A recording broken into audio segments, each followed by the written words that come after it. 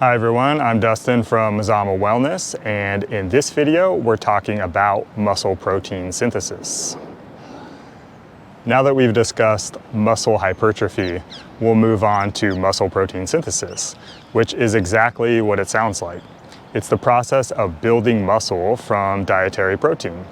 Muscle fibers are made up of long strands of protein along with some other cellular components, and these fibers are stimulated to grow after a strength training session. They are even further stimulated if protein is consumed post-training. This protein consumption ideally occurs 30 to 60 minutes after training, as this is when cells are most receptive to nutrients that help build muscle. This elevated state usually lasts 24 to 72 hours, and it's in this window of time that regular protein consumption and rest is necessary. This time frame is also what we would designate as our recovery window.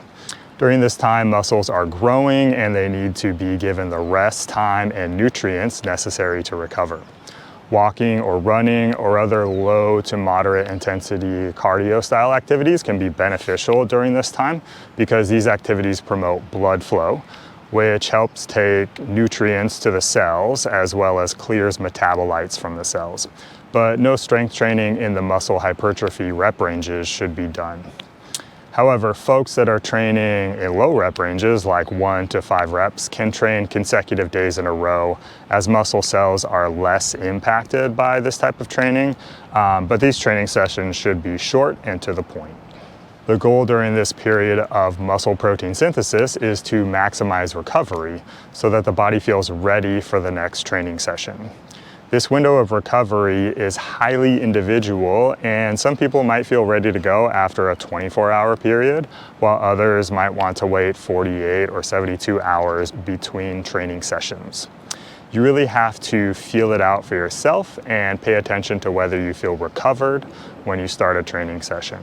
Personally, I give myself 48 hours between sessions, since in my experience, I feel ready to go again in that time frame. As people age, this recovery window might get a little bigger, as recovery from strength training bouts usually slows with the aging process.